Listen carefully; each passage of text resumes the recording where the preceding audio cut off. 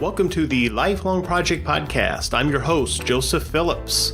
I'm the author of several books on project management, and I'm the instructor for many courses on project management found on Pearson Education, Udemy.com, and Instructing.com. Hi, everybody. Joe Phillips here. Welcome back to the Lifelong Project Podcast.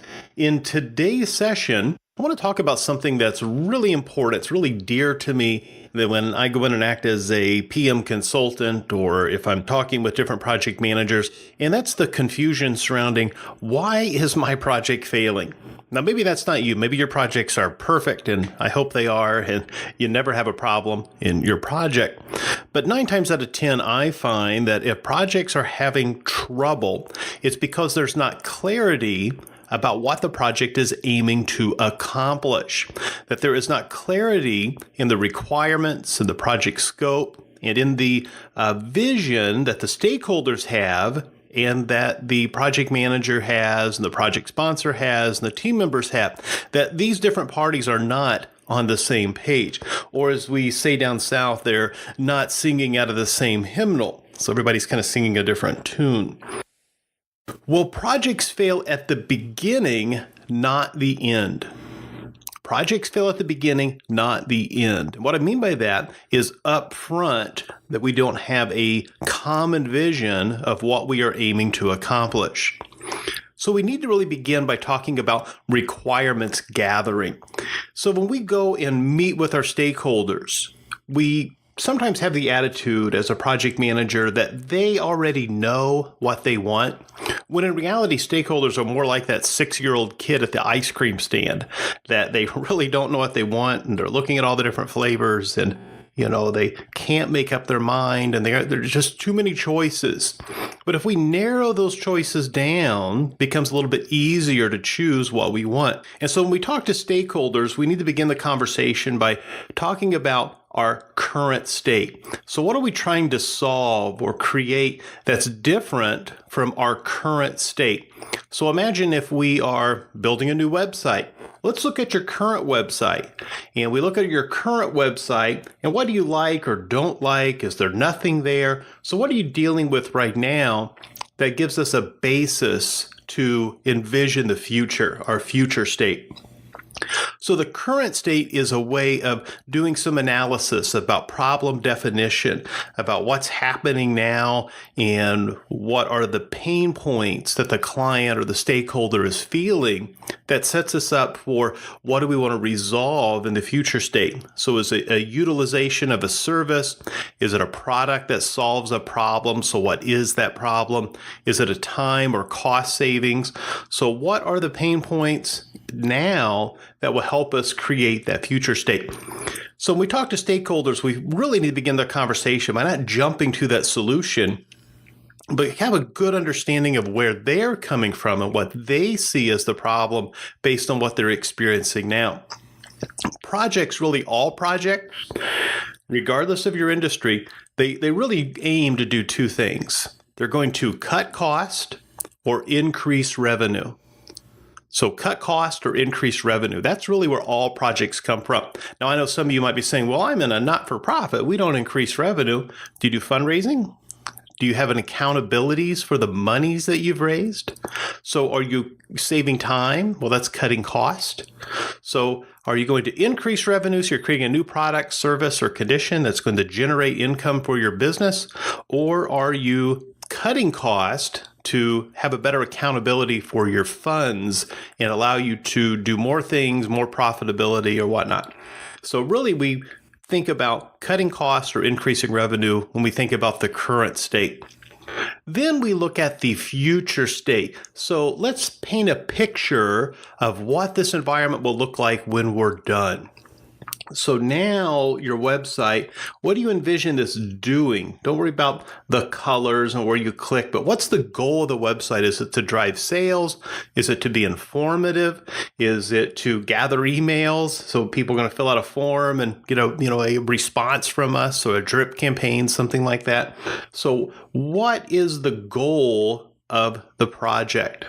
So that's the primary goal. Then we break that down. This is where we get into initially our decomposition. So how do we take that big goal, like building a house or creating a new website or a new app? So break that down into the functionality, to the problem that it solves, to the scalability, the reliability, all of the different characteristics of the thing in light of that future state. So we're talking about really gathering requirements, and that then will help us create the project scope. The project scope is really all of the required work and only the required work to satisfy the project requirements, what we must have in order for the project to be successful. So if we don't have good project requirements, we're going to have a lousy project scope. We're going to have a very poor work breakdown structure. Our team's going to go out and do the work to create those items in the WBS, and the customer's probably not going to be pleased because they didn't have a clear vision of what they wanted to begin with. So we really need to have those conversations with the customers up front about what are we aiming to achieve. One of the approaches that I like to use is just a real simple approach where we say a must have, should have, could have, would like to have, but maybe not now. And we call that MOSCOW, MOSCOW, where we're using the must for the M, the should have, could have, would like to have, but not right now. So it's a way of taking all of that big list of requirements, all those different components, those different abilities of the solution, and putting them in these different buckets of must have, should have, it could have. Those are the little bonuses or the things that are filtered out, would like to have, but not now. This helps our customers be in agreement that these are the things we must have to be successful. Then we can move that towards our time and cost estimates. So if we have this long list of must-have requirements, and of course I'm talking about in a predictive environment, that we have this long list of must-have requirements, it has to be in relation to how much money they want to invest in the project. So this is where we get into our cost estimating and we get into our time duration estimating for the activities to create the things. It can be kind of a battle sometimes for stakeholders to see that our time and cost, our time and cost have to be relative to our scope. So the bigger the scope, the more monies you're going to need and the more time you're going to need. So time and cost are relative. And so no matter what we're creating, if we begin to filter these requirements with the stakeholder into must have, should have, could have, would like to have, but not now, it's a way to where they can do some trade-offs. So it's a good negotiation technique to say, all right, in our must-haves, this, if we just do this, here's how much it's going to cost. If we go into our should-haves, it's, this is how much it's going to cost. If you get into these would like to haves, then price is going to increase. So it's a way of shifting things down from must to should to could to pare down on cost. So when customers look at your initial estimate or your stakeholders look at your initial cost estimate, they say, whoa, we can't spend that much and I need it done by, before this particular date. All right, well, we can shift things down to the next bucket to should have or all the way down to could have or would like to have, but not now.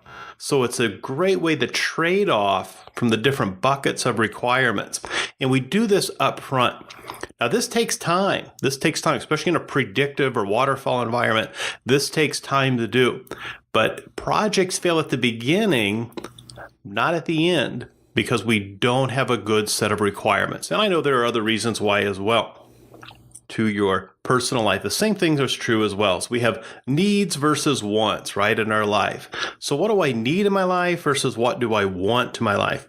I need the salad, but I want the cheeseburger. So needs and wants. Well, must have, should have, could have, would like to have, but not right now. So it's some trade-offs there. So I'm going to eat salad and healthy all week, but man, on Saturday, I know I'm going to have that cheeseburger then. So in my project, I know these are the things that I must have, but I would really like these features. So if we're really good on time and cost and we're effective and we can make it happen, or we put that into the next version of our project or next version of our app, then we can make that happen. So it's all about trade-offs, starting with our current state and working towards that desired future state, to that definition of done and what constitutes quality and satisfaction in our project. All right, thanks again for tuning in to the Lifelong Project. If you have comments or questions or a topic that you want me to discuss, drop me a note. It's joe@lifelongproject.com. Thanks again. Keep moving forward.